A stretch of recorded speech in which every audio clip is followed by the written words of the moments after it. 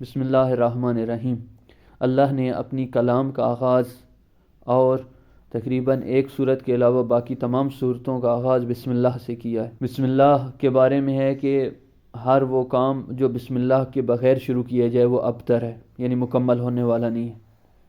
بسم اللہ انسان کو شجاعت بخشتی ہے اور انسان اپنی زندگی میں ہر قدم پر شجاعت کا محتاج ہے۔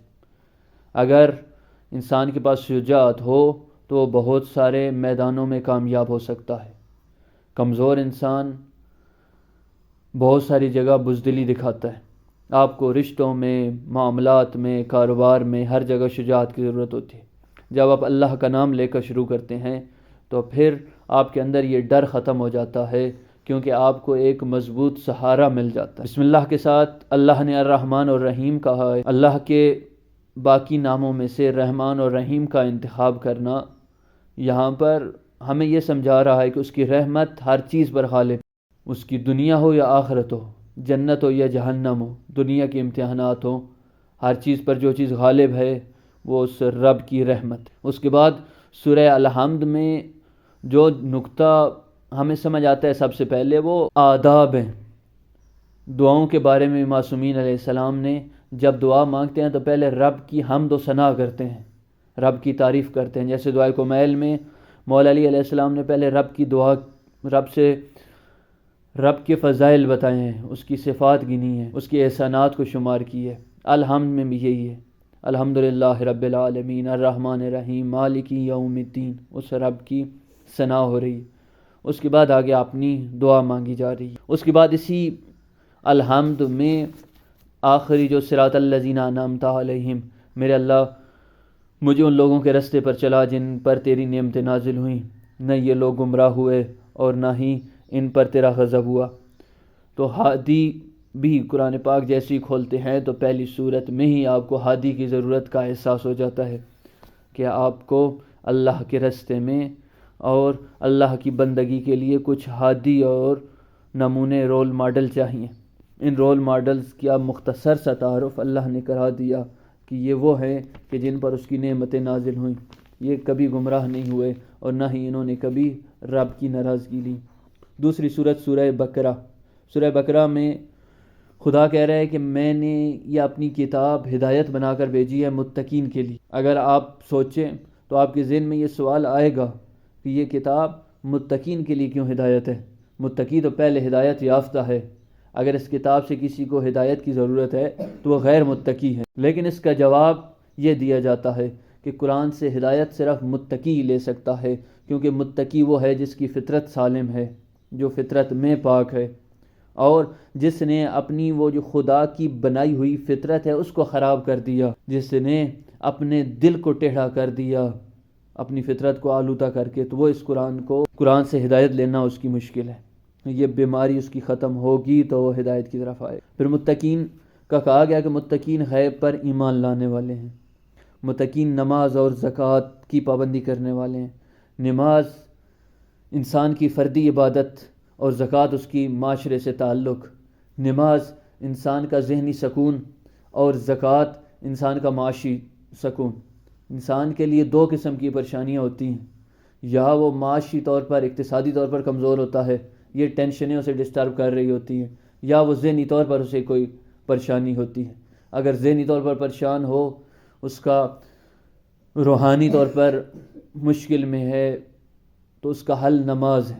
اگر وہ معاشی طور پر مشکل میں ہے تو اس کا حل زکوٰۃ۔ کہا گیا کہ ایمان مکمل ایمان چاہیے، کچھ ایمان نہیں۔ کیا کہا کہ پہلی کتابوں پر بھی ایمان اور بعد والی کتابوں پر بھی ایمان، تورات اور زبور پر بھی ایمان، قرآن پاک پر بھی ایمان، باقی انبیاء پر بھی ایمان، پاک رسول پر بھی ایمان، تمام ملائکہ پر ایمان۔ اور جو لوگ جن کے دلوں میں بیماری ہے وہ بعض چیزوں پر ایمان لاتے ہیں، بعض پر ایمان نہیں لاتے۔ اس کی تفصیل اگلی آیات میں آ رہی ہے۔ اس کے بعد خدا نے دوسرا طبقہ ذکر کیا، یہ مومنین تھے جن سے خدا خطاب کر رہا تھا اور مومنین کی صفات بتا رہا تھا۔ ان کے بعد کافروں کی بات آئی کہ کافر وہ ہیں کہ جنہوں نے اپنے رب کے پیغام کے مقابلے میں ان کے دلوں پر پردے پڑ چکے ہیں، یہ ہدایت لینے کے قابل نہیں رہے۔ ایک مختصر سی آیت کے بعد خدا نے ذکر شروع کر دیا منافقوں کا، اور اس صورت میں جو زیادہ تفصیل سے ذکر ہے وہ نفاق کی بیماری کا ہے، کیونکہ یہ بیماری خطرناک ہے۔ اس بیماری میں انسان فساد پھیلا بھی رہا ہوتا ہے اور اپنے آپ کو مصلح بھی سمجھ رہا ہوتا ہے، وہ جھوٹ، دھوکہ، فراڈ بھی دے رہا ہوتا ہے اور مطمئن بھی ہوتا ہے۔ وہ آ کر دینداروں کے پاس بیٹھتا ہے تو بڑی بڑی دین کی باتیں کرتا ہے، لیکن جب تنہائی میں اپنے ان دنیا دار افرادوں کے پاس جاتا ہے تو ان کو کہہ رہا ہوتا ہے کہ ہم تو اس مولوی سے، اس نمازی سے، اس دیندار سے تو مذاق کر رہے تھے، ہم تو ٹائم پاس کر رہے تھے۔ یہ کہتے ہیں انما نحن مستہزئون، کہ ہم تو مذاق کر رہے تھے کہ چل ٹائم پاس ہو جائے۔ اب وہ نمازی آدمی ہے، وہ روزہ دار ہے، تو اس کے پاس وہی باتیں کرنی، لیکن اصلی ہماری دوستی اور یاری تو تمہارے ساتھ ہے۔ تو اللہ کہتا ہے کہ اللہ بھی ان کے ساتھ مذاق کر رہا ہے کہ ان کا ظاہر مسلمانوں والا ہے، لیکن جب یہ مریں گے تو انہیں پتہ چلے گا کہ ان کے ساتھ تو کافروں سے بدتر ہو رہی۔ اس کے بعد اللہ نے کہا یا ایھا الناس اعبدوا، اے لوگو عبادت کرو۔ پھر اللہ نے ساتھ ہی بتا دیا کہ اگر تم سے عبادت نہ ہو سکے تو عبادت کرنے کا تمہیں طریقہ بتاتا ہوں۔ پہلا کام یہ کرو کہ میری نعمتوں کو یاد کرو۔ اگر اللہ کی نعمتوں کو یاد کرنا شروع کرو گے تو تم عبادت کی طرف مائل ہوگے۔ دیکھو تم کچھ نہ تھے، اس نے تمہیں خلق کیا، اس نے تمہارے لیے آسمان و زمین بنائے، اس نے تمہارے لیے کتنی نعمتیں دنیا میں بنائے۔ ساتھ ایک عقلی دلیل بھی ذکر کر دی کہ دیکھو اگر تمہارا ذہن مطمئن نہ ہو رہا ہو تو دیکھو یہ قرآن میں نے نازل کیا، اس کا چیلنج کر رہا ہوں کہ اگر یہ اللہ کی طرف سے نہ ہوتا تو اس میں اختلاف ہوتا، اس میں ایک بات دوسری سے ٹکرا رہی ہوتی، لیکن وہ نہیں ہے۔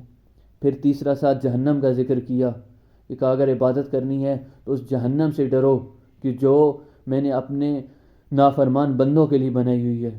پھر جہنم کی مختلف خطرات اور مختلف عذابوں کا ذکر کرنے کے بعد پھر ساتھ جنت کا ذکر کیا، کہا کہ اگر عبادت کرنی ہے تو میری جنت کی نعمتوں کو تو یاد کرو، دیکھو میں نے تمہارے لیے کیسا اجر بنا رکھا ہے۔ اس کے بعد بنی اسرائیل کا ذکر ہو رہا ہے کہ ایمان لانے کی آفات کیا ہے، کہ کچھ لوگ ہیں جو اللہ کے ساتھ مضبوط عہد باندھتے ہیں، مضبوطی سے ایمان لے آتے ہیں، لیکن ایمان لانے کے بعد پھر ایمان کے تقاضے پورے نہیں کرتے، پھر آ کر اس کی نافرمانی کرتے ہیں۔ تو یہاں پر بھی خدا انہیں اپنی نعمتیں یاد کروا رہا ہے کہ دیکھو اللہ نے، تم مردہ تھے، تم کچھ بھی نہ تھے، اس نے تمہیں زندہ کیا، پھر اس نے موت دینی ہے، پھر زندہ کرنا ہے، پھر اس کی طرف تم نے پلٹائے جانا ہے۔ تم تو کہتے ہو تمہیں قیامت اور آخرت پر یقین ہے، تو پھر کدھر بھٹکے جا رہے ہو۔ اس کے بعد خدا نے کچھ نمونے بتائے، کچھ مثالیں دیں کہ جنہوں نے خدا پر اعتراض کیا۔ ان میں سے ایک ملائکہ ہیں اور ایک شیطان ہے۔ ملائکہ نے بھی اعتراض کیا تھا، شیطان نے بھی اعتراض کیا تھا، لیکن ملائکہ کے اعتراض کے مقابلے میں خدا کا رد عمل کچھ اور ہے، شیطان کے اعتراض کے مقابلے میں خدا کا رد عمل کچھ اور ہے۔ ملائکہ کے مقابلے میں اس لیے کچھ اور ہے کہ ملائکہ نے کسی بیماری کی وجہ سے اعتراض نہیں کیا تھا، بلکہ ملائکہ نے اپنی کم علمی کی وجہ سے کیا تھا، اور جیسی خدا نے انہیں دلیل دی تو کیونکہ دل میں کوئی بیماری نہیں تھی اس کو مان لیا۔ لیکن شیطان کا اعتراض کم علمی کی وجہ سے نہیں تھا، بلکہ شیطان کا اعتراض اس کے دل میں موجود وہ حسد اور کینے کی بیماری تھی، جس کی وجہ سے نتیجہ یہ نکلا کہ ملائکہ اپنے رب کے مطیع بندے رہ گئے اور شیطان دھتکارا گیا۔ پھر حضرت آدم علیہ السلام کا ذکر ہے کہ حضرت آدم علیہ السلام اپنے رب کی فرمان کو اس طرح انجام نہ دے سکے، اور کہا گیا کہ حضرت آدم نے اپنے رب کی نافرمانی کی۔ نافرمانی شیطان نے بھی کی تھی اور غلطی حضرت آدم سے بھی ہوئی، لیکن مومن اور کافر کی غلطی میں فرق یہ ہے کہ مومن غلطی کر کے اپنے رب کی طرف پلٹ آتا ہے اور شیطان غلطی کر کے اس پر اکڑ جاتا ہے۔ اور حضرت آدم جب پلٹے اپنے رب کی طرف تو وہ اپنے رب کے پسندیدہ اور محبوب بندے کہلائے، اور شیطان کیونکہ اکڑ گیا تو وہ مردود کہلایا اور قیامت تک لعنتوں کا مستحق ہوا۔ اب یہ تو دو افراد کی بات تھی، ایک طرف شیطان تھا اور ایک طرف حضرت آدم تھے۔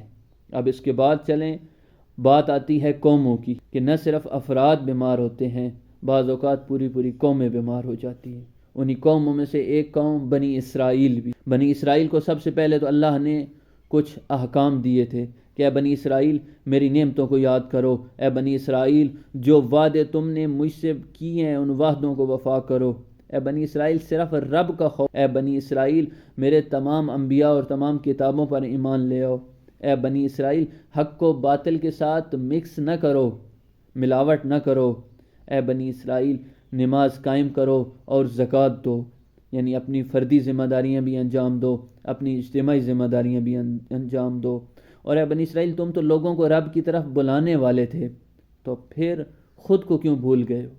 اگر ان احکام کا بنی اسرائیل خیال رکھتی تو کبھی بھی یہ والی غلطیاں اور کوتاہیاں نہ کرتی جو اس نے، کیونکہ اس کا خیال نہیں رکھا تو پھر وہ بنی اسرائیل نہ رہی جو رب کی محبوب قوم تھی، پھر وہ دھتکاری ہوئی قوم بن گئی۔ خدا کو کسی قوم سے، کسی مذہب سے دشمنی نہیں ہے، نہ خدا کو بنی اسرائیل سے کوئی دشمنی تھی اور نہ ہی خدا کو مسلمان خدا کو بہت ہی پسندیدہ قوم ہے، بلکہ بنی اسرائیل ایک مزاج ہے، اور یہ مزاج جہاں بھی آئے گا وہ خدا کی ناراضگی کا باعث بنے گا۔ وہ مزاج کیا ہے کہ خود سب سے بڑے مومن بن جائیں، خود اوپر اسٹیمپ لگوا لیں، لیکن عمل میں آپ نے پرواہ نہیں کرنی، دین میں سے آپ اپنی مرضی کا دین لے لیں۔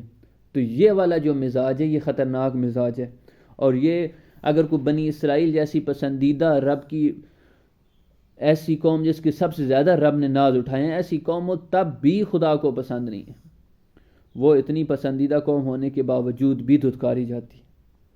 اس کے بعد مسلمانوں کو متوجہ کیا جا رہا ہے کہ دیکھو تم اگر یہ چاہو کہ تم سے یہ یہودی اور عیسائی راضی ہو جائیں، ان کی خوشامد کرنا شروع کر دو، تو یہ تم سے راضی ہونے والے نہیں ہیں، یہ اس وقت راضی ہوں گے جب تم مکمل کے مکمل ان کے نوکر اور ان کا رنگ اختیار کر لو۔